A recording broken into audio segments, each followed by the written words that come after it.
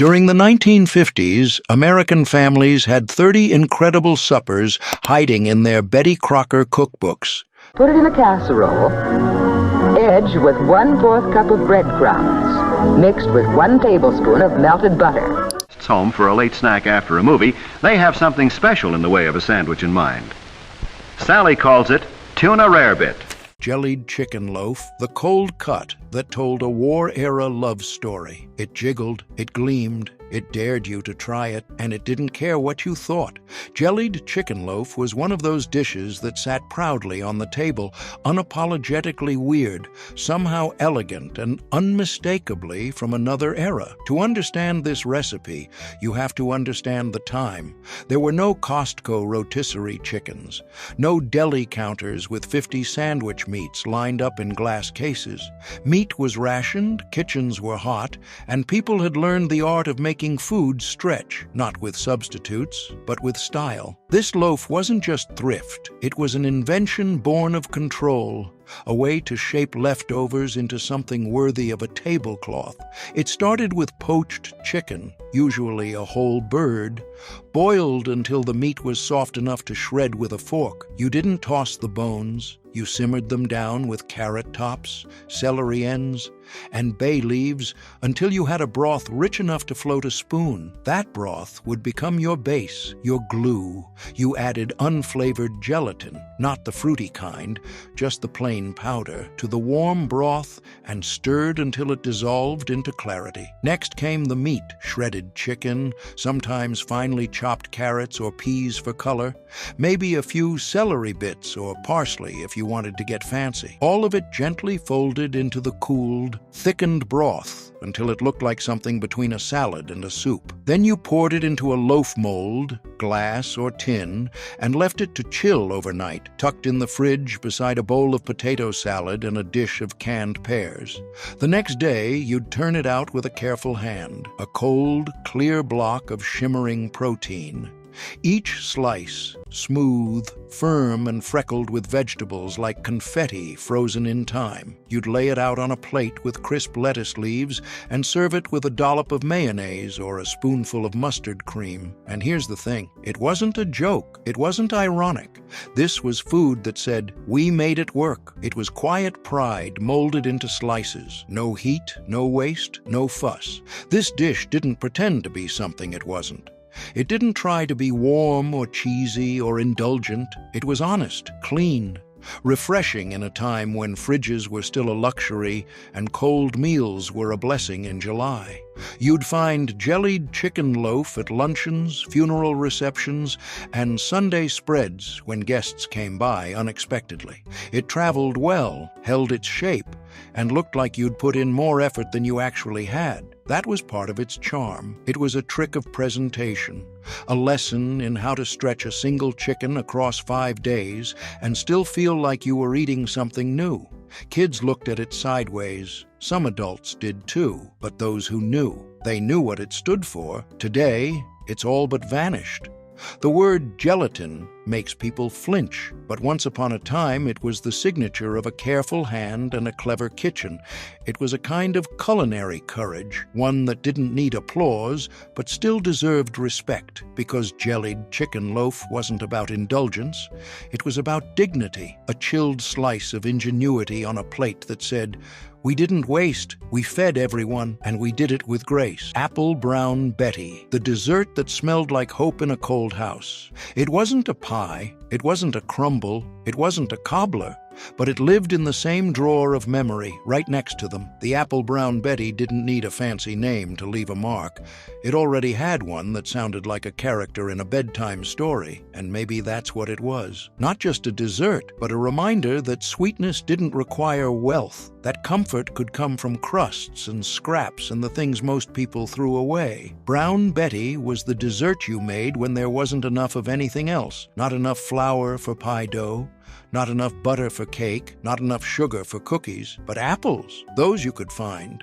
In the backyard, on the neighbor's tree, a paper sack from the farmer's market filled with bruised ones that didn't sell. And bread, always there, always aging quietly in the bread box, edges dry, crusts curled. You'd peel and slice the apples, thin so they'd bake evenly. Tart apples were best. Granny Smith or whatever grew from that gnarled tree behind the shed. Then you'd tear the bread into crumbs, not the neat kind from a food processor, but the kind made by hand, rubbed between fingers until it turned soft and uneven. In a baking dish, usually the one with the hairline crack on the corner, you'd start the layering: apples, crumbs, a sprinkle of brown sugar, a pat of butter, then again. No measuring, just instinct. A little cinnamon, maybe a touch of nutmeg if you were lucky. Then into the oven it went. That was the real beginning. The smell would creep out of the kitchen and wrap around the house like a warm blanket. Baked apples and butter and spice. You didn't need a timer. You just waited until the scent turned thick and deep, until it filled your lungs and your bones and made the hardest day feel like it was finally ending. When it came out, the top would be golden, the bottom soft and syrupy. You'd spoon it into chipped bowls, maybe with milk or cream, or even just on its own. It wasn't neat, it wasn't pretty, but it was perfect, especially when eaten standing at the stove, still too hot, the steam curling up into your face. This was the dessert that showed up when you needed it most. On rainy Tuesdays, during war rations, after funerals, after layoffs, after long nights waiting for the phone to ring. It didn't announce itself like cake or demand celebration like pie. It whispered instead. Quiet comfort, warm from the inside out. And for many, it became tradition without ever being declared one. Mothers taught daughters. Grandfathers made it when no one else would. It didn't live on a recipe card. It lived in muscle memory. Today, Apple Brown Betty barely gets mentioned in cookbooks, but those who remember, they don't need a recipe. They just need apples and stale bread. And a reason, because sometimes the best desserts don't celebrate anything. They save you. They remind you that home isn't just a place. It's a smell, a spoonful, a quiet promise. We'll get through this, and there will be something warm waiting when we do. Beef heart stew, the meal that taught you strength could be tender. 2. It didn't look like the kind of meat you'd see in a butcher's window. It didn't come neatly sliced or marbled or shrink-wrapped in plastic. It was heavy, dense, pulled from the chest cavity of an animal whose every heartbeat echoed through the stew pot like a second chance. Beef heart stew wasn't glamorous. It wasn't celebrated, but it was there, simmering on the stove when families needed something rich, something real, and something that could stretch across 6 plates with nothing but potatoes, time, and love. You started with the trimming. That was the hard part. Removing the sinew, the connective tissue, the veins that told you exactly what part of the animal you were working with. It took patience, a good knife, and someone who wasn't afraid of the truth, because this was food with a face, with weight, with purpose. Once cleaned, the heart was chopped into chunks, not too big, not too small. Then browned in a deep pot with onions and garlic until the smell filled the room with something bold and ancient. After that, you'd pour in the broth, beef stock, or even just water seasoned with salt and pepper, and add whatever vegetables you had: carrots, potatoes, maybe a handful of turnips, herbs from the backyard, or dried ones from a jar that had sat in the cupboard for years. And then you waited, not 5 minutes, not 10.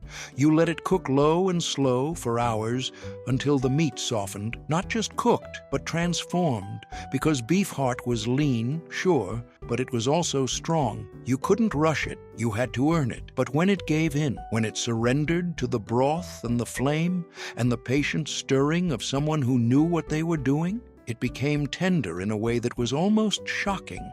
The stew thickened. The flavors deepened, and when it was ladled into bowls, steaming, fragrant, hearty, you didn't ask questions. You just ate, and you felt full in a way that had nothing to do with calories. This was food that reminded you where you came from, that nothing should be wasted.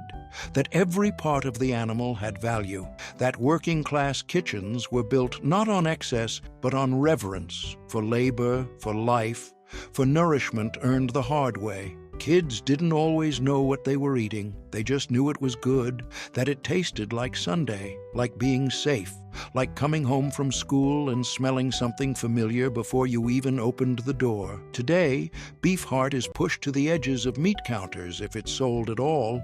It's labeled awful, dismissed by people who've never known real hunger, never watched a parent stretch a single cut of meat into 2 nights of dinners and a week's worth of leftovers. But for the people who remember, who grew up on Depression-era meals, on war rations, on the teachings of parents who knew the weight of waste, beef heart stew wasn't just a dish. It was a statement, a lesson that even the hardest things, with time and care, could be made soft. That toughness, when cooked with love, could turn into something that filled your stomach and stayed in your soul. Rice and raisin casserole, the sweet you shared. When sugar was scarce, it didn't shimmer, it didn't rise, it didn't have icing or frosting or sprinkles, but it had something else, something softer, something older. The rice and raisin casserole was never meant to dazzle, it was meant to soothe. A warm hug on a hard day, a quiet yes when the rest of the world said no. This was dessert born from leftovers and longing, from a spoonful of rice that wasn't enough for a full plate but too sacred to throw away, from a handful of raisins rattling in a tin at the back of the cupboard, from a mother or grandmother standing over the stove with tired feet, wondering how to turn not enough into just enough. You started with rice, cooked fresh or saved from last night's dinner. White rice, plain and soft. It didn't need to be fancy, it just needed to be there. The raisins came next, soaked sometimes in warm water or milk to plump them up. And then you'd make the custard, milk, eggs, sugar, and a whisper of vanilla or nutmeg if your pantry allowed. Everything was folded together gently, like it might break under pressure, then poured into a buttered baking dish, usually chipped at the edges, the kind that had served every family meal for 20 years. You'd place it in the oven and wait, not just for it to bake, but for the house to change. Because once the scent began to rise, sweet milk, soft rice, warming sugar, it filled the air with something no store-bought dessert ever could, peace. The top would brown just slightly, forming a delicate crust. The inside stayed soft, like pudding, like memory. You served it warm, always warm, with a splash of cream if there was any left, or just on its own, spooned into chipped bowls, steam curling into the air like a sigh of relief. This wasn't a dessert for celebration, it was a dessert for consolation, for after funerals, after layoffs, after long, aching winters. It was the kind of food you made when you couldn't afford joy, so you crafted comfort instead. Kids didn't clamor for it. They didn't ask for seconds the way they did with pie, but years later, they remembered. They remembered the quiet clink of the spoon in the casserole dish, the way the raisins sank like hidden treasure, the stillness of the kitchen when the only light came from the oven and the only sound was someone softly stirring. This dish didn't travel. You didn't bring it to potlucks or serve it at birthdays. It lived inside the walls of your own home, behind the stories nobody told and the strength nobody praised. Today, you'll find rice pudding in plastic cups at the supermarket, pre-packaged, flavored, shelf-stable, but it's not the same.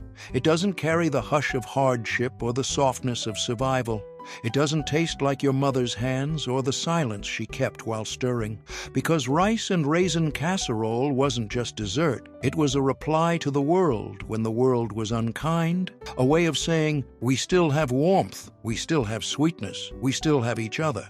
Even if all we have left is rice, raisins, and a little bit of faith. Mock chicken legs, the trick that fooled no one, but fed everyone. It looked like chicken, sort of, if you squinted, if you tilted your head just right. It sat there on your plate with a breadcrumb crust and a popsicle stick jammed through the bottom like a handle, standing proud, like it had something to prove, and in a way, it did. Mock chicken legs were Depression-era sleight of hand. A culinary illusion crafted by mothers and grandmothers who understood two things better than anyone: how to stretch a dollar and how to protect a child's hope from the weight of reality. There was no chicken breast in this dish, no fancy cuts, sometimes no chicken at all.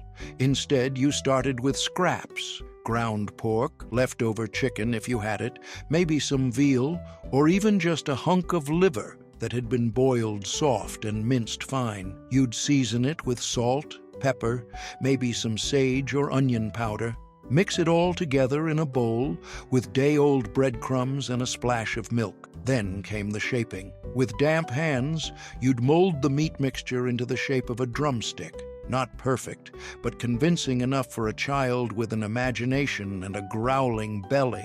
You'd slide a wooden stick inside, sometimes a real skewer, sometimes just a splintered tongue depressor from the medicine cabinet, and roll the whole thing in beaten egg, then breadcrumbs.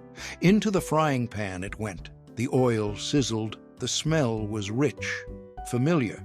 Golden crust formed on the outside while the inside turned soft and steamy. When you served them, 2 per plate, maybe with mashed potatoes or boiled carrots, they almost passed for the real thing. And when your kids asked, "Is this chicken?" you'd smile and say, "Close enough." It wasn't about fooling them, not really. It was about giving them the feeling of having something special, something like what the neighbors had, something they could talk about at school without shame. Because food, back then, wasn't just nutrition. It was armor. It was dignity. It was love shaped into drumsticks and fried until golden. Mock chicken legs weren't reserved for Sunday dinner or company. They were Tuesday food, rainy day food. We're out of money, but we're not out of ideas food. They were a mother's way of saying, "I see you, I know what you're missing, and I'm going to make something out of nothing just for you." And somehow they worked. You'd pick them up by the stick, bite through the crust, and hit that soft, savory center. Rich, salty, a little peppery. You knew it wasn't chicken, but you didn't care, because it tasted like home, like trying, like effort made visible on a plate. These cookies didn't come in plastic packaging. They came from tired hands and quiet afternoons. They were made by women who remembered war rationing, who knew what it meant to stretch ingredients and still put something special on the table. And if you were lucky enough to get the last one in the tin, you felt like royalty. Today, raisin-filled cookies are nearly extinct. You won't find them in bakeries or supermarkets, maybe in a faded church cookbook, maybe scribbled on a yellowing index card tucked behind the spice jars. But if you remember them, you don't just remember a snack, you remember the whole kitchen, the smell, the quiet, the feeling of being cared for, because some recipes weren't just about flavor. They were about time, about effort, about someone saying, without saying a word, "You're worth it." Lobster Newburg Supreme. What made this luxurious seafood creation the ultimate symbol of elegant American entertaining during the golden age of dinner parties? Picture the opulent dining room of Mrs. Charles Pemberton III in Newport, Rhode Island, 1956, where she served this magnificent dish to visiting dignitaries and left them speechless with its restaurant-quality sophistication. The foundation began with fresh lobster meat, gently sautéed in real butter, then folded into a velvety sauce made with heavy cream, egg yolks, and just enough dry sherry to create that distinctive Newburg flavor that had made the dish famous in New York's finest establishments. Mrs. Pemberton's chef, Henri Dubois, formerly of Delmonico's restaurant, was quoted in Town and Country magazine as saying, "Madame has mastered what many professional kitchens struggle to achieve, the perfect balance of richness and refinement that makes Lobster Newburg a true culinary masterpiece." The magic was in Betty Crocker's simplified technique that demystified this intimidating dish, breaking it down into manageable steps that allowed home cooks to achieve the same results that had previously required professional training. The secret was in the sauce preparation, tempering the egg yolks slowly with the hot cream to create a custard-like consistency without any curdling, then finishing with a splash of brandy. that added depth and complexity. Each serving was presented in individual puff pastry shells or over delicate rice pilaf, garnished with a sprinkle of fresh paprika and chopped chives that added both color and a hint of onion flavor. The genius was in the timing, preparing everything just before serving to maintain the silky texture and prevent the delicate sauce from breaking or becoming grainy. The food critic at Bon Appetit declared it the dish that proves American home cooks can rival the greatest restaurant chefs, after tasting it at a charity luncheon where it became the talk of the social season. Today's upscale seafood restaurants charge $55 for lobster Newburg, but accomplished hostesses could create this luxury for under $8 and serve 6 guests with unmatched elegance. This sophisticated dish connects beautifully with our earlier shrimp and noodle bake, demonstrating how American cooks were elevating seafood into increasingly elegant presentations. The real artistry was in understanding that true luxury comes from perfect technique and the finest ingredients, not from complicated preparations that intimidate rather than inspire. Veal paprikash. How did this Hungarian-inspired creation become the signature dish of America's most sophisticated dinner parties? Enter the elegant kitchen of Mrs. Victor Kovacs in Cleveland's Hungarian district, 1955, where she adapted her grandmother's Old World recipe using Betty Crocker's modern American techniques. In the old country, we cooked by feel and memory, she explained to the reporter from Ladies' Home Journal, but Betty's methods helped me create the same flavors with perfect consistency every single time. The magic began with tender veal cutlets, pounded thin and dredged in flour,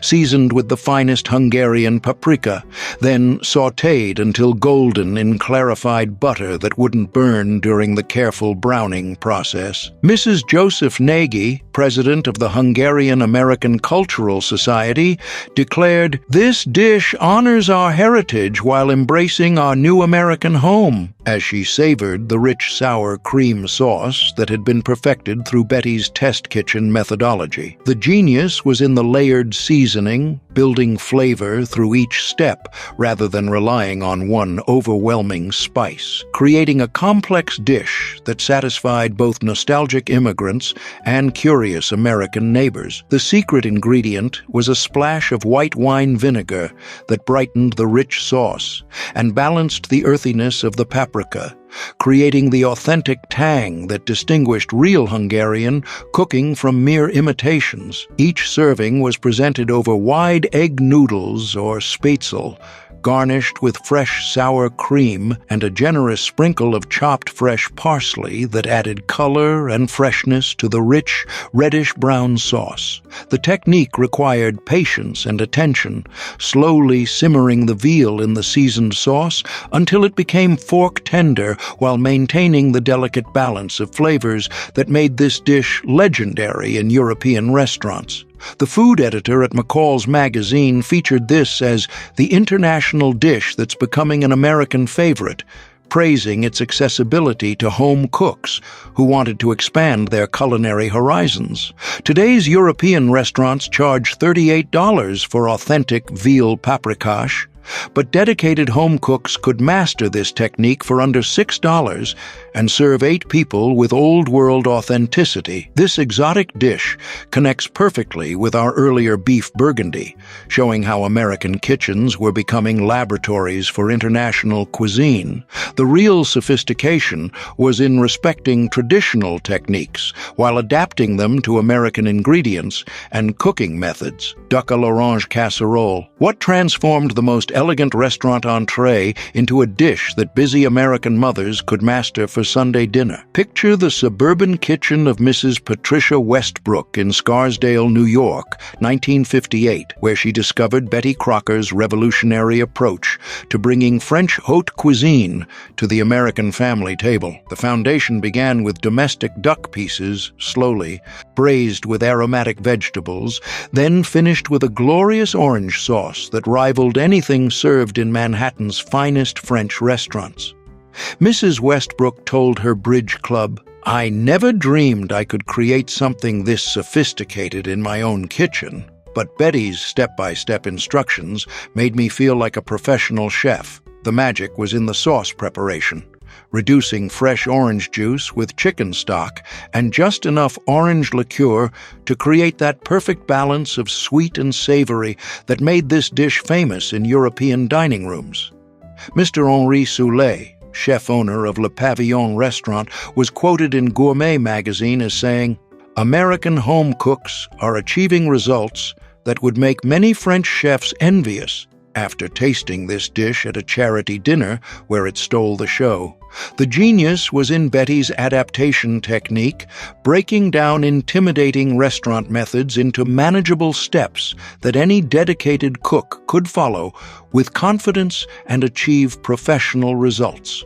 The secret was in the timing, allowing the duck to cook slowly until the meat fell off the bone, while the sauce reduced to a glossy perfection that coated each piece beautifully. Each serving was presented with wild rice pilaf and steamed asparagus, creating a complete meal that looked like it belonged in the finest dining establishment rather than a suburban dining room. The technique required planning and patience, but the results were so spectacular that guests would request the recipe and then spend months trying to recreate the same magic in their own kitchens. The food critic at House Beautiful declared it, "The dish that proves American home cooking has come of age," praising both its sophistication and surprising accessibility. Today's French restaurants charge $60 for duck à l'orange, but accomplished home cooks could create this masterpiece for under $10 and serve 6 people with restaurant-quality elegance. This ambitious dish connects beautifully with our earlier chicken divine, demonstrating how American cooks were fearlessly tackling the most challenging recipes from around the world. The real achievement was in understanding that great cooking is about mastering techniques rather than being intimidated by fancy names or foreign origins. Beef Wellington Individual. How did Betty Crocker transform the most intimidating dish in French cuisine into something American home cooks could master for special occasions? Enter the ambitious kitchen of Mrs. Robert Sterling in Philadelphia's Main Line, 1959, where she attempted what culinary magazines called the ultimate test of a serious cook's abilities. The preparation began with individual beef tenderloin medallions seared to perfection, then wrapped in a delicate mushroom duxelles that had been slowly cooked until all moisture evaporated, creating an intensely flavored paste that would complement rather than compete with the precious beef. Mrs. Sterling confided to her, "All cooking club. The first time I attempted this, I was terrified, but Betty's detailed instructions gave me the confidence to tackle what I thought was impossible." The magic happened during the pastry wrapping, encasing each seasoned beef portion in buttery puff pastry that had been rolled to exactly the right thickness to ensure even cooking and a golden flaky exterior. Chef Auguste Escoffier IV, visiting from Paris, was reportedly amazed when he tasted this dish at a diplomatic dinner, telling his hosts, Americans have taken our most challenging recipe and made it accessible without sacrificing any of the elegance or technique that makes it special."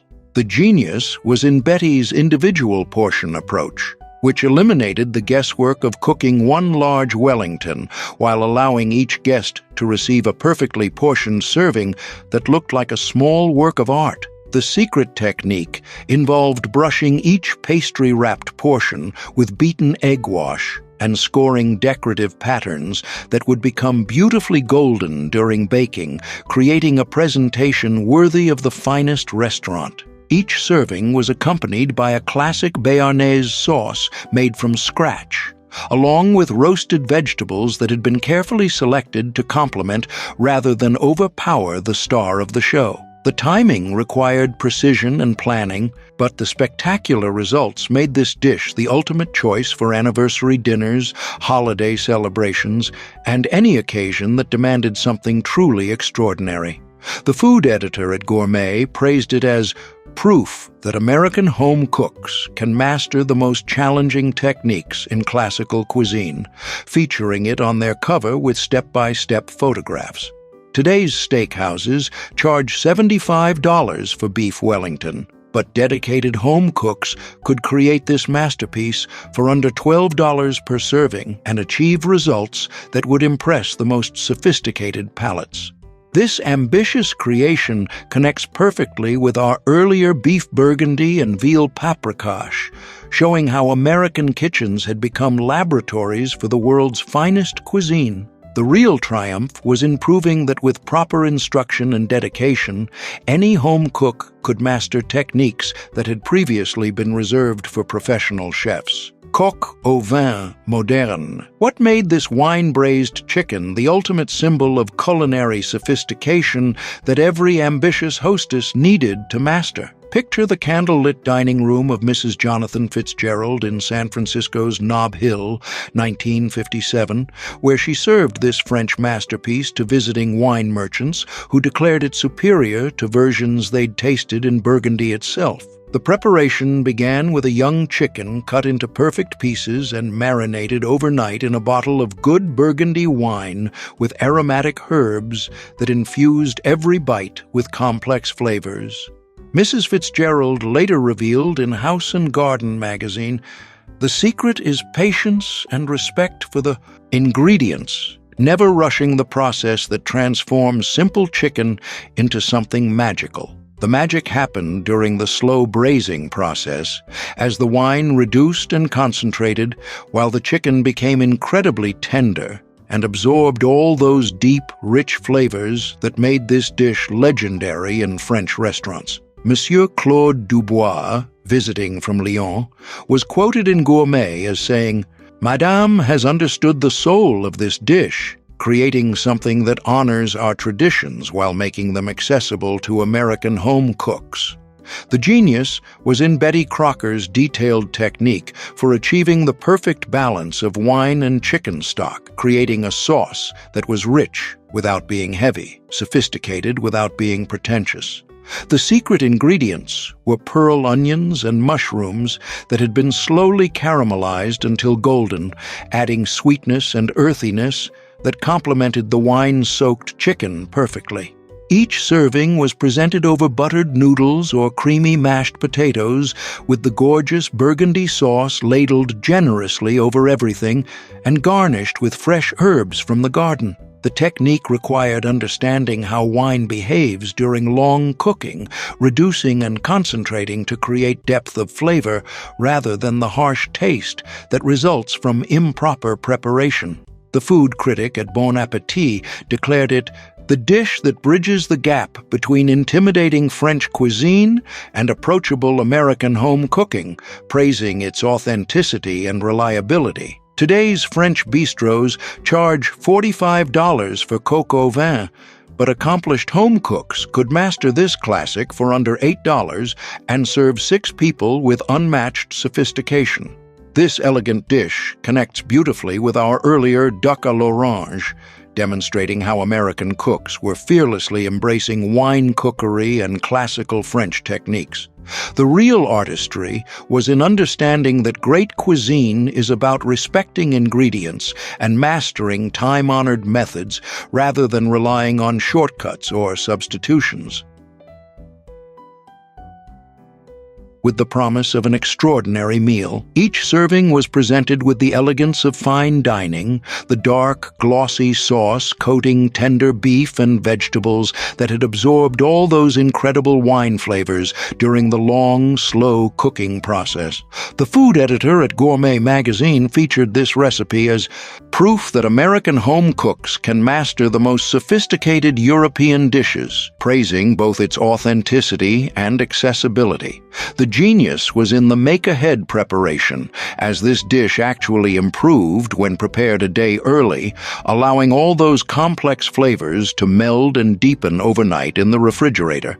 Today's French restaurants charge $42 for similar beef burgundy preparations, but accomplished home cooks could create this masterpiece for under $5 and serve 8 people with restaurant-quality results. This elegant dish connects perfectly with our earlier Swedish meatballs, showing how American cooks were embracing international flavors while maintaining their own unique style.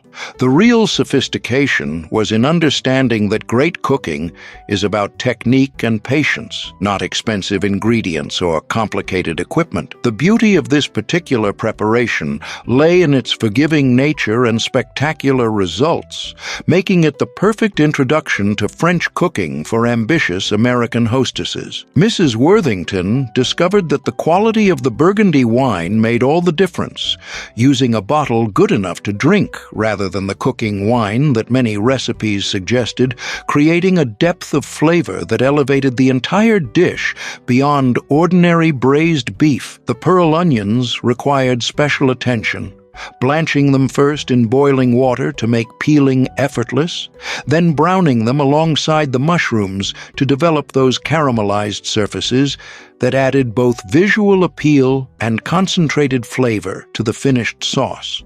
Betty's revolutionary approach included detailed timing charts that took the guesswork out of braising, specifying exact temperatures and cooking times that ensured consistent results, regardless of the cook's experience level. The browning process was crucial, requiring patience to sear each piece of beef individually rather than crowding the pot, developing those essential fond particles on the bottom that would later dissolve into the braising liquid and create the foundation of the rich sauce. Mrs. Adelaide Montgomery from the Beacon Hill Ladies Society noted that the key to perfect texture was maintaining the braising liquid at a gentle simmer rather than a rolling boil, allowing the tough connective tissues to break down slowly while keeping the meat tender and succulent. The herb bouquet could be customized with seasonal availability, though the classic combination of bay leaves, fresh thyme, and parsley stems provided the authentic French flavor profile that made this dish restaurant-worthy. Many accomplished cooks discovered that adding a square of dark chocolate during the final minutes of cooking deepened the color and added a subtle richness that guests could never quite identify but always complimented. The serving presentation became an art form, with the glossy sauce ladled generously over wide egg noodles or creamy mashed potatoes garnished with fresh, chopped parsley that provided both color contrast and a bright herbal note that balanced the rich wine flavors. What truly set this dish apart was its ability to transform a simple dinner party into a sophisticated culinary experience that guests would remember and request for years to come, proving that French elegance was achievable in any American kitchen with proper instruction and attention to detail. There was a time when Betty Crocker taught millions of Americans how to pack a lunch that could survive until noon and still taste like someone cared. Those recipes are gone now. Now this is a very easy recipe, and it's an all-year-round recipe. Tomato aspic, the church basement, summer 1962. Mrs. Wellington's tomato aspic sat on the buffet table like a red traffic light, warning and attracting in equal measure. It quivered when people walked by, as if it were alive, afraid, knowing what was coming. This wasn't just lunch. It was edible architecture that jiggled. Nothing says lunch in 1955, quite like a quivering red mass of jellied tomato juice pretending to be salad. Tomato aspic wasn't just food. It was architectural statement, chemical achievement, and social currency, all molded into a ring of savory jello that nobody asked for but everyone made. Betty Crocker dedicated 8 pages to tomato aspic in her 1950 cookbook, including diagrams for achieving perfect clarity and preventing layer separation. This was serious business. The tomato juice had to be seasoned just right. Too much Worcestershire and it was brown. Too little and it was bland. The gelatin ratio required precision. Too much and you were eating rubber. Too little and your aspic collapsed into soup at room temperature. The mold mattered more than the food. Copper fish molds, ceramic ring molds, individual flower shapes. The container communicated class. Betty's illustrations showed 37 different mold options, each with specific release techniques. Oil lightly with mayonnaise for easy unmolding became kitchen scripture. The woman with the most molds won, even if nobody ate what came out of them. But here's what nobody admits. Properly made tomato aspic was actually good. The acidity of tomato, the umami of Worcestershire, the brightness of lemon, all concentrated and chilled into something that cleansed your palate and felt sophisticated. It was gazpacho that held its shape, Bloody Mary you could slice. The presentation ritual was pure theater. You'd carry the mold to the table covered, build suspense, then lift to reveal the aspic standing free. That moment when everyone held their breath, waiting to see if it would hold or collapse into tomato-flavored failure. The garnish took another 20 minutes. Mayonnaise rosettes piped with professional precision, olive slices arranged like flowers, celery leaves placed, just so. My mother's friend Janet once brought an aspic to a funeral luncheon that was so perfect, so crystalline, with shrimp suspended at exact intervals like insects in amber, that nobody would eat it. It sat there, untouched, a monument to wasted effort. She took it home and threw it at her husband, who'd suggested she make something simple for the funeral. The divorce papers cited irreconcilable differences, but everyone knew it was about the aspic. Office lunches featured competitive aspic displays. Secretary pools would coordinate colors: red tomato Monday, green cucumber Tuesday, golden chicken Wednesday. The woman with the clearest aspic, the most perfect mold release, the most artistic garnish won unspoken victories in the suburban social wars. Mock oyster stew. Tastes just like the real thing, my grandfather lied through his teeth, spooning another mouthful of Betty Crocker's mock oyster stew. It was 1943. Real oysters were for rich people, and Grandma's eggplant version was all we were getting. He ate 3 bowls to prove his point, then spent the evening looking confused about what he'd just consumed. During the Depression, when real oysters were luxury and milk was barely affordable, Betty Crocker performed culinary alchemy, turning eggplant into convincing seafood. Mock oyster stew wasn't just economical substitution. It was gastronomic gaslighting at its finest. The deception was brilliant. Eggplant, cut into oyster-sized pieces and salted to draw out moisture, developed a slippery, briny texture eerily similar to actual oysters. Simmered in milk with butter, celery, and the crucial addition of soy sauce, it created a stew that fooled people who knew better. Betty's recipe came with psychological preparation. Serve without explanation. Allow guests to enjoy before revealing the economical secret. This wasn't just cooking instruction. It was social engineering. The recipe literally included lying by omission as a serving suggestion. Schools and hospitals adopted mock oyster stew because it solved multiple problems. Children who wouldn't eat vegetables ate oysters. The Catholic Church approved it for Friday meals. It counted as abstaining from meat while feeling like indulgence. Everyone was lying to everyone, and everyone was fine with it. My grandmother's church cookbook included her annotation, "Served this to Harold's boss." He asked for seconds in the recipe, never told him. He's still talking about my excellent oysters 20 years later. This wasn't just deception. It was a long con maintained through decades of dinner parties.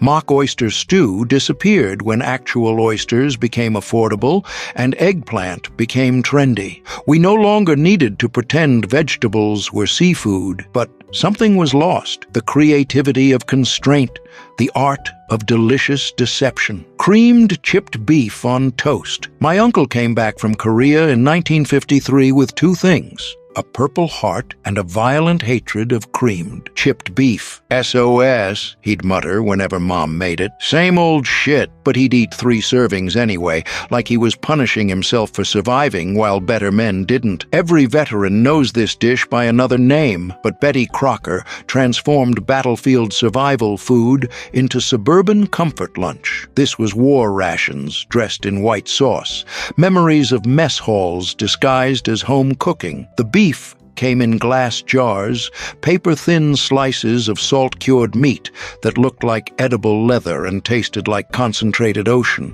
You'd rinse it, tear it into pieces, and fold it into white sauce, so thick you could spackle walls with it. This gray-beige slurry got poured over toast, preferably slightly stale for structural integrity. Betty's genius wasn't improving the recipe.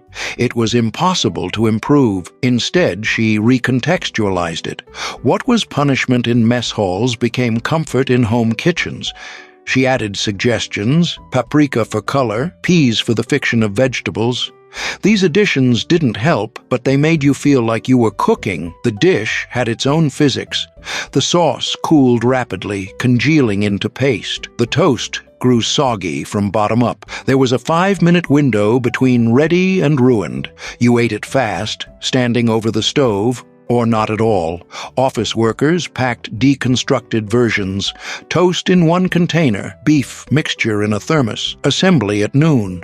The smell, salt, milk, and something indefinably military filled break rooms. Veterans would appear from nowhere, drawn by scent memory. "Haven't had SOS since Normandy," they'd say, then eat 2 servings while staring at nothing. My uncle eventually taught Mom the right way to make it, the way that reminded him least of Korea. More pepper, less salt, bread toasted darker, so you can taste something besides memories. He'd eat it once a month, always on a Tuesday, always alone, always with a beer that he'd nurse, but never finish. Schools served it because it met every nutritional requirement while costing nothing. Protein, dried beef, dairy, white sauce, grain, toast, vegetable. The parsley garnish nobody ate. It looked like wallpaper paste, tasted like nostalgia, and filled stomachs for hours. Mock chicken salad. The summer of 1944, my grandmother served mock chicken salad at her wedding reception. Real chicken was impossible to get. The war took everything with feathers. But she made do with hard-boiled eggs and enough mayonnaise and denial to feed 50 guests. Nobody complained. Half the men were heading to Europe. This might be their last homemade meal. During World War II rationing, when real chicken was scarce, Betty Crocker invented a chicken salad that contained no chicken, no salad, and barely qualified as food. But mock chicken salad filled lunch sandwiches across America, proving that necessity and mayonnaise could make anything edible. The base was hard-boiled eggs, lots of them, chopped fine, mixed with enough mayonnaise to achieve spreadable consistency, then seasoned with poultry seasoning until your brain believed it was eating chicken. Celery added crunch. Pickle relish added tang. Yellow food coloring added the visual lie that this was somehow poultry-based. Betty's 1943 recipe included the note, "Seasoning is crucial for achieving authentic flavor." This was code for add enough sage and thyme that people stop asking questions. The texture work was masterful. Eggs chopped to varied sizes created the illusion of white and dark meat. Celery cut on the bias mimicked chicken's fibrous quality. Office workers brought mock chicken sandwiches wrapped in wax paper, the mayonnaise seeping through by lunch. Nobody discussed what they were eating. There was collective agreement to maintain the fiction. "Great chicken salad, Martha." "Thank you, Helen." Both knew, neither acknowledged. My grandmother kept making mock chicken salad after the war ended, after real chicken became plentiful. "It tastes like victory," she'd say, which made no sense unless you'd been there, unless you understood that sometimes lying about lunch meant believing in tomorrow. Tuna potato chip casserole. Mrs. Henderson brought tuna potato chip casserole to the 1957 church potluck and changed everything. Not because it was good, it was objectively terrible, but because she'd turned garbage into gold using only shelf-stable ingredients and audacity. Within a month, every housewife in town had their own version. Before it became ironic potluck humor, tuna potato chip casserole was Betty Crocker's answer to the working mother's prayer. Something hot, filling, and ready in 30 minutes, using only ingredients that never expired. The recipe read like a grocery store clearance rack. canned tuna, cream of mushroom soup, frozen peas, and an entire bag of crushed potato chips. Layer, bake, serve. No fresh ingredients, no chef technique, no apologies. This was American convenience crystallized into casserole form. Betty introduced it in 1955 as Busy Day Tuna Bake, but everyone called it that thing with the chips on top. The genius was the potato chip crust. Not breadcrumbs, not crackers, but actual potato chips, transforming guilty snack food into legitimate recipe component. This was the moment America stopped pretending to have standards. The chemistry was perfect despite itself. Chips provided salt and crunch. Soup added unctuousness. Tuna brought protein. Peas offered the fiction of vegetables. Together they created something greater than their shameful parts. A dish that tasted like childhood, even if your childhood predated its invention. Assembly required no skill, which was the point. Open cans, dump in dish, crush chips with your hands. The only fun part, sprinkle on top. The oven did everything else. 30 minutes later, golden bubbling proof that cooking didn't require cooking ability. My mother's bridge club had a tuna potato chip crisis in 1958.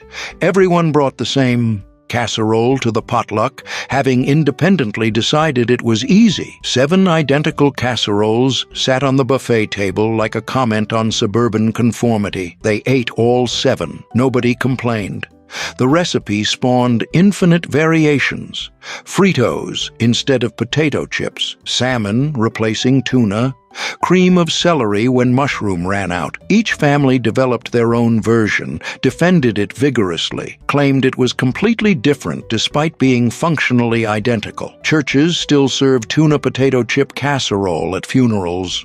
That specific Methodist comfort food that says, "We're sorry for your loss." Self-saucing, butterscotch. Pudding cake, self-saucing, butterscotch. Pudding cake was the dessert that seemed to defy physics, creating its own sauce while baking and delivering 2 desserts in one pan. This wasn't magic, though it seemed like it. This was clever technique that used the principles of heat and moisture to create something that looked impossible but tasted incredible. The cake batter was simple: flour, sugar, butter, and milk combined into a basic cake mixture that was spread in a buttered baking dish. The magic happened with the topping: brown sugar and cocoa powder for chocolate versions, or just brown sugar for pure butterscotch, were sprinkled evenly over the batter.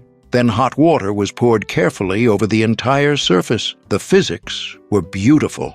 As the dessert baked, the cake batter rose to the top while the sugar and water mixture sank to the bottom, creating its own caramel sauce through the heat of the oven. What went in looking like a disaster came out as a perfect cake floating on a pool of rich butterscotch sauce. The serving was part of the spectacle. The cake was scooped from the pan, revealing the golden cake portion and the rich sauce underneath. Each serving got both components, creating a dessert that was warm, comforting, and completely satisfying. The cake was tender and moist, while the sauce was rich and buttery with deep caramel flavors.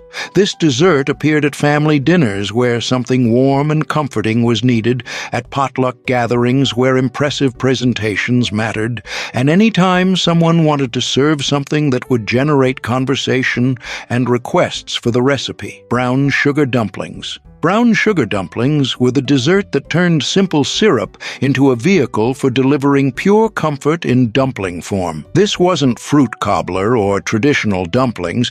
This was something uniquely American that combined the satisfaction of bread with the sweetness of candy. The syrup came first. Brown sugar, butter, and water cooked together until bubbling and smooth, creating a rich caramel base that would both flavor and cook the dumplings. Some families added a touch of vanilla or cinnamon to the syrup, while others preferred the pure, unadulterated taste of caramelized sugar. The dumpling dough was simple but crucial: flour, sugar, baking powder, and milk combined into a soft dough that would steam rather than bake in the hot syrup. The dough was dropped by spoonfuls into the bubbling syrup. where it would cook through steam and heat, absorbing flavors while maintaining a tender, bread-like texture. The cooking process was almost meditative, watching the dumplings puff and cook in the golden syrup, filling the kitchen with aromas of caramelized sugar and warm bread. When done, the dumplings were tender and sweet, having absorbed syrup flavors throughout while maintaining their structure. This dessert was served warm, with the dumplings ladled from the pot, along with generous amounts of the rich syrup that had cooked them. Each bite delivered sweet, tender dumpling surrounded by buttery caramel sauce. It appeared at family dinners where comfort food was the goal, at church suppers where satisfying desserts were needed, and any time someone wanted to create something that felt like a warm hug in dessert form. Oatmeal pie. Oatmeal pie was the dessert that proved breakfast ingredients could create something worthy of the finest dinner parties. This wasn't oatmeal cookies in pie form.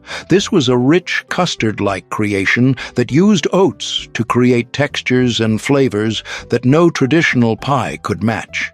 The filling was where the magic happened. Oats were combined with eggs, corn syrup, brown sugar, and butter, creating a mixture that would set into something resembling pecan pie, but with its own unique character. The oats provided texture and nutty flavor while absorbing the sweet custard mixture during baking. Some versions included coconut or chopped nuts for additional texture, while others relied on the oats alone to provide interest. The key was balancing the liquid ingredients so the filling would set properly without becoming too dense or too loose. Vanilla extract was essential for rounding out the flavors and preventing the pie from tasting too much like actual oatmeal. The baking process transformed the simple ingredients into something elegant and sophisticated. The top developed a golden crust, while the interior remained creamy and rich, with the oats distributed throughout in a pattern that looked almost like pecan pie from a distance.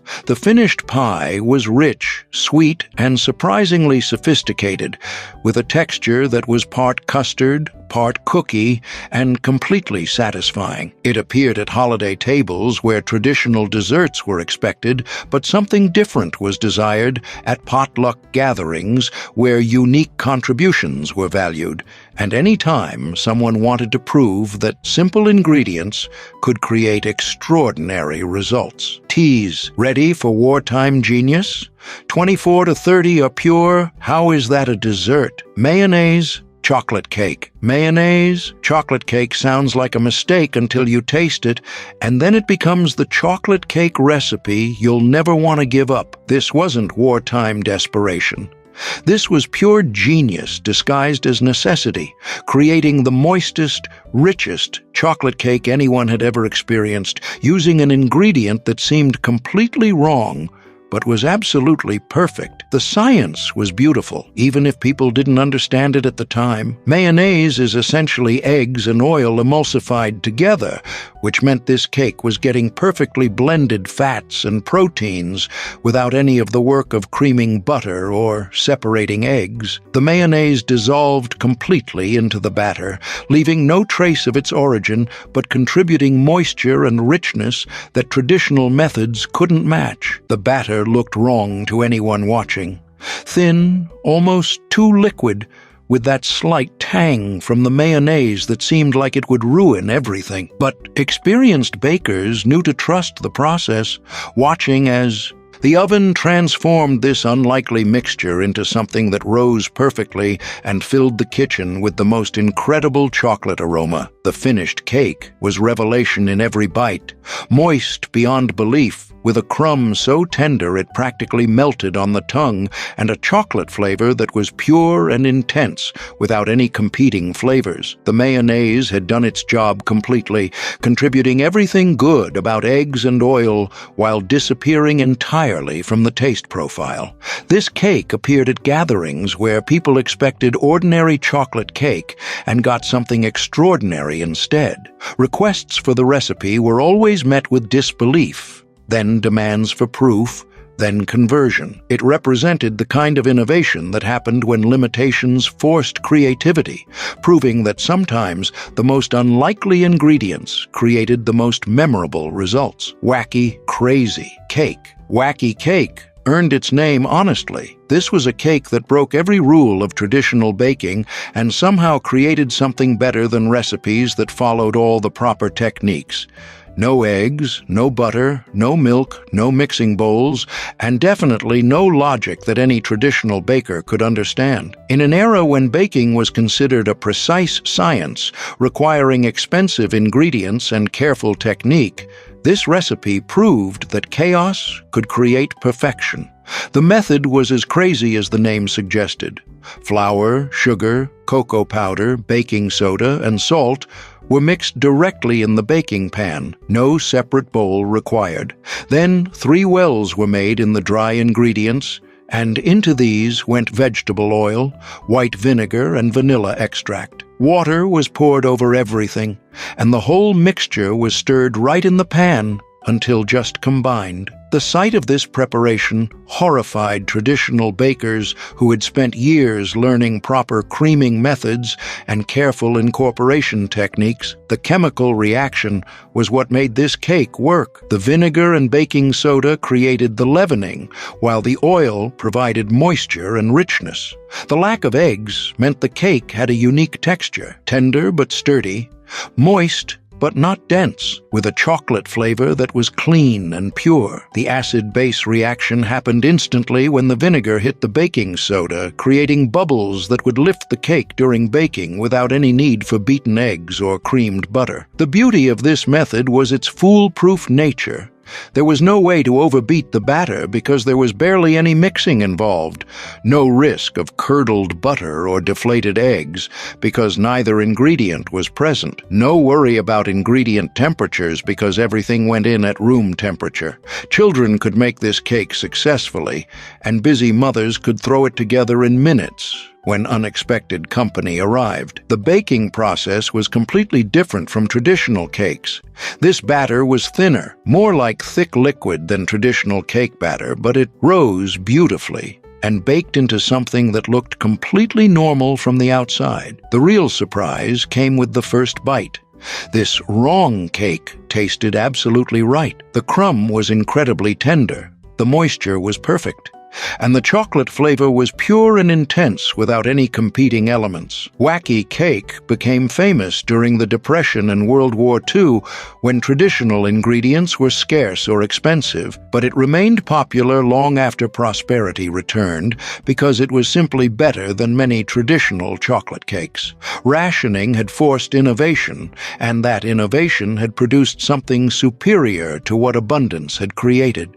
It proved that sometimes throwing out the rule book led to the best discoveries, and that necessity truly was the mother of invention. Tomato soup cake. Tomato soup cake was the dessert that made people question everything they thought they knew about baking, then made them believers with the first bite. This wasn't a savory cake or some weird experiment. This was legitimate spice cake that used condensed tomato soup to create moisture, color, and subtle flavor complexity that traditional ingredients couldn't match. Campbell's Soup Company actually promoted this recipe, understanding that creative uses for their products would increase sales during tough economic times. The soup wasn't just thrown into regular cake batter. The entire recipe was built around working with this unconventional ingredient.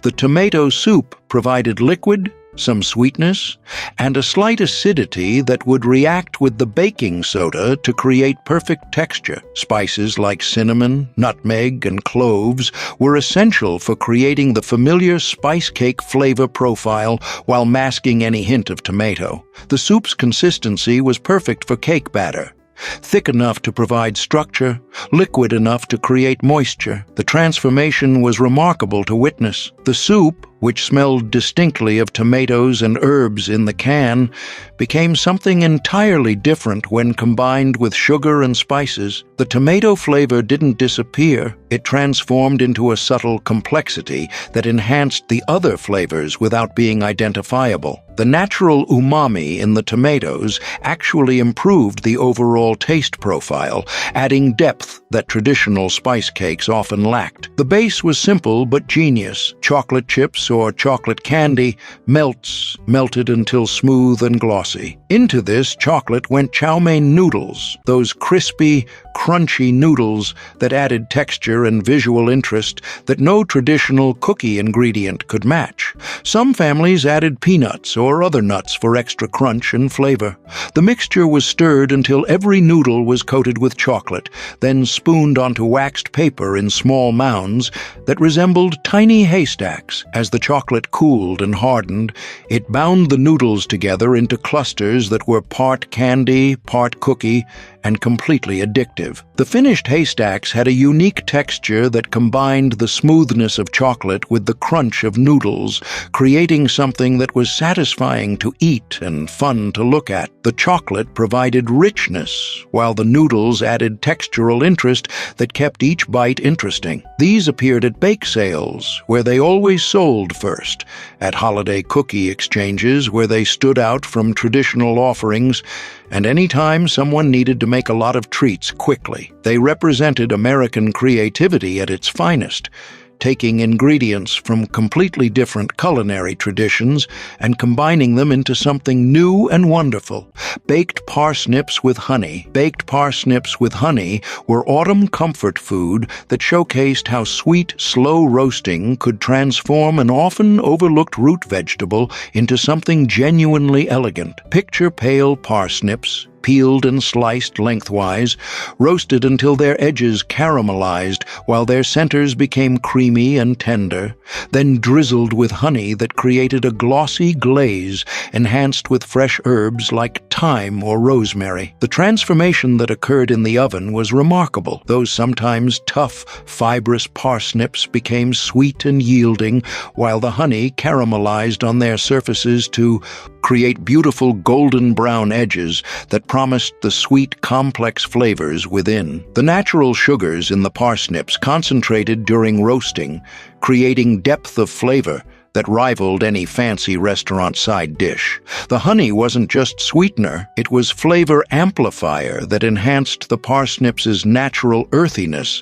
while adding floral notes that made the whole dish feel more sophisticated. The herbs provided aromatic contrast that kept the sweetness from becoming overwhelming, creating perfect balance that worked with everything from roast chicken to holiday ham. This was the kind of recipe that Betty Crocker featured because it took an affordable, available ingredient and showed home cooks how to make it special through proper technique and thoughtful seasoning. It proved that you didn't need exotic ingredients to create something memorable, just understanding how to bring out the best in what you had. The preparation was simple enough for weeknight dinners, but impressive enough for company, making it one of those versatile recipes that could adapt to any occasion. The natural sweetness made it appealing to children, while the sophisticated flavor profile satisfied adult palates. Cold noodle salad with sesame dressing. Cold noodle salad with sesame dressing was Betty Crocker's answer to international flavors, bringing Asian-inspired taste combinations to American tables through familiar techniques and available ingredients. Picture tender noodles, usually spaghetti or thin egg noodles, tossed in a nutty sesame dressing made from sesame oil, soy sauce, vinegar, and just enough sweetness to balance the salty and tangy elements. The genius was in the dressing, that distinctive sesame flavor providing richness and depth, while the soy sauce added umami complexity, and the vinegar kept everything bright and refreshing. It was exotic enough to feel adventurous, but familiar enough in technique that home cooks could master it without special training or equipment. Crisp vegetables like julienned carrots, sliced cucumbers, cucumbers and chopped scallions added color, crunch, and freshness that made every bite interesting and satisfying. The contrast of textures, tender noodles, crisp vegetables, and smooth dressing created eating experience that kept your attention from first bite to last. This dish represented the mid-century American embrace of international flavors, adapted for home kitchens and available ingredients. It wasn't authentic Asian cuisine, but it was successful fusion that introduced families to new flavor combinations while working within familiar cooking techniques and ingredient lists. The make-ahead quality made it perfect for picnics, potlucks, and busy weeknight dinners when something substantial but refreshing was needed. The flavors actually improved as they melded together in the refrigerator, making it one of those rare dishes that rewarded advanced planning. What made cold noodle salad truly valuable was how it expanded American palates while remaining approachable and practical for everyday cooking, proving that good fusion cooking was about understanding flavors rather than strict authenticity. Deviled potato salad. Deviled potato salad wasn't just an ordinary side dish. It was a revelation that injected bold personality into the humble potato, transforming a simple picnic staple into a conversation-sparking centerpiece. Imagine plump Yukon Gold or russet potatoes simmered to the point where a fork slides through each cube with ease, yet still holds firm, then cooled just enough so their creamy interiors remain intact. Now, picture those golden morsels folded into a velvety dressing that combines tangy yellow mustard, velvety mayonnaise, a splash of sharp apple cider vinegar, and just enough sugar or honey to balance the acidity. A sprinkle of sweet paprika dances across the surface, hinting at the gentle warmth to come. The deviled moniker comes from that generous mustard kick, barnyard yellow streaks of piquant flavor weaving through each tender bite. Mustard lends both heat and brightness.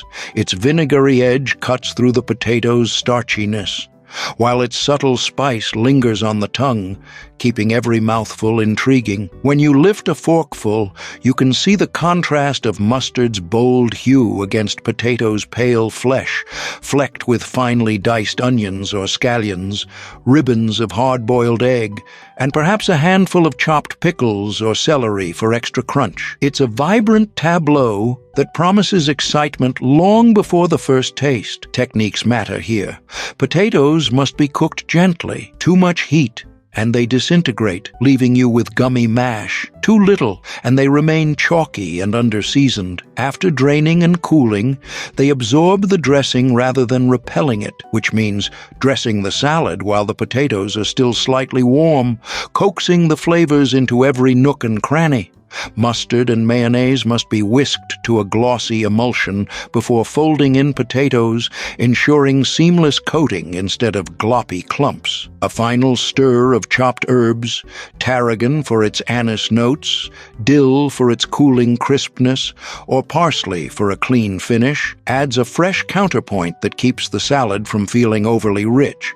Beyond its zesty taste, deviled potato salad solved two perennial potato salad problems: blandness and spoilage. Classic mayonnaise-heavy versions often tasted flat and suffered in summer heat, but deviled potato salad thrived outdoors. Mustard's acidity and vinegar's bite slowed bacterial growth, and the assertive flavors held up under sweltering picnic table conditions. It became a must-pack for church potlucks, county fairs, and backyard barbecues because it stayed safe, stayed bright, and stayed delicious, even after hours under the sun. Betty Crocker championed this variation in her mid-century cookbooks because it represented both culinary flair and practical wisdom. Home cooks could transform pantry staples, canned potatoes, bottled mustard, jars of vinegar, into a dish that tasted like they'd invested hours of effort. The recipe's step-by-step instructions reassured even novice chefs that they could achieve restaurant-worthy flavor at home, and the striking color contrast on the platter made it feel like an elegant contribution to any spread. Socially, deviled potato salad symbolized conviviality and resourcefulness. At family reunions, elders would reminisce about the first time they tasted this tangy twist, sharing stories of neighbors who sneaked extra helpings late in the day, or of lunch. Pale lunches, where a heaping scoop of this salad earned envious glances. In rural kitchens, cooks riffed on the base recipe, adding crisp bacon lardons for smoky richness, stirring in pickled jalapenos for a southern heat, or swapping yellow mustard for Dijon and a hint of horseradish for a more aristocratic bite. Each variation spoke to local tastes and generational creativity, yet all remained tethered to the recipe's core identity: bold, creamy, and unabashedly flavorful. Today, deviled potato salad enjoys a quiet renaissance. Chefs elevate it further with microgreen garnishes, smoked paprika oil drizzles, or heirloom potato blends that offer visual stripes of red, purple, and gold. Health-conscious cooks lighten it with Greek yogurt in place of mayo, or add roasted garlic for umami depth, while preserving the vibrant mustard backbone. Yet even in its contemporary incarnations, the spirit of the original endures, a willingness to break from bland convention, to celebrate pantry simplicity with audacious flavor, and to bring people together over a dish that tastes as good as it looks. In every creamy forkful, deviled potato salad reminds us that great cooking isn't about extravagance, it's about ingenuity. It proves that a few simple ingredients, treated thoughtfully and seasoned courageously, can become something extraordinary, whether served on gingham tablecloths under a summer sun or plated with modern flair at upscale bistros. Deviled potato salad remains a testament to the enduring magic of turning the everyday into the exceptional. Smashed peas and potatoes. Smashed peas and potatoes was comfort food mathematics at its finest, a simple equation yielding exponential satisfaction. Imagine coming in from a chilly day, the kitchen warmed by the gentle hiss of peas steaming on the stovetop and the soft bubbling of potatoes in another pot.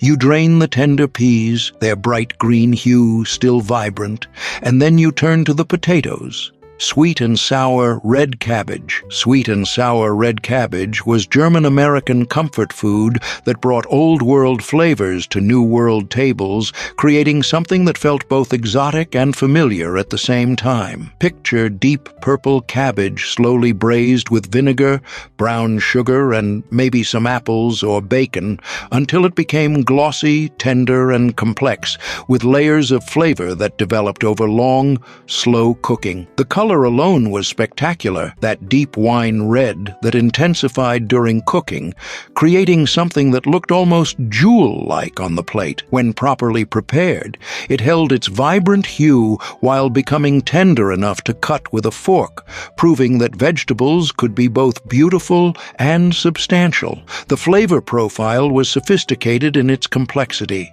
The natural slight bitterness of cabbage balanced by sweet brown sugar, brightened with acidic vinegar, and often enriched with smoky bacon or sweet apples that melded together during the long braising process. Each bite delivered multiple taste sensations that kept your palate engaged and interested. This wasn't quick cooking or convenience food. It required time and patience as the cabbage slowly transformed from tough, raw vegetable into something silky and complex.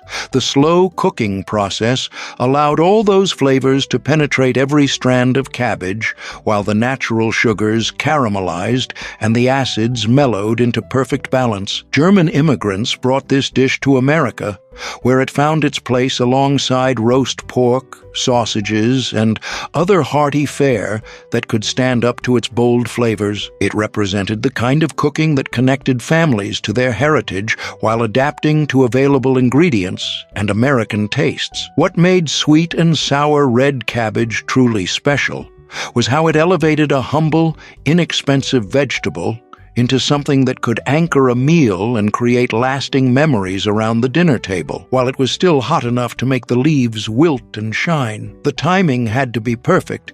Too hot, and you'd cook the lettuce completely. Too cool, and you'd miss that magical moment when the greens softened just enough to absorb flavor while maintaining their essential character. The result was unlike any salad you'd recognize today: warm, savory, and substantial enough to feel like a real side dish rather than just rabbit food. The bacon fat provided richness, the vinegar added bright acidity, and the sugar balanced everything with just enough sweetness to make those slightly bitter greens completely irresistible. This was Appalachian and Midwest wisdom at its finest, taking ingredients that cost almost nothing and turning them into something that felt like a feast. Hard-boiled eggs and sliced onions were common additions, creating even more substance and flavor complexity, while still maintaining that essential simplicity that made the dish special. What made wilted lettuce salad truly memorable was how it connected you to seasons and gardens. It only made sense when lettuce was at its most tender and fresh, creating a natural rhythm with growing seasons that modern eating has largely abandoned. It was food that belonged to specific times and places, making it feel more precious and intentional than our current year-round everything.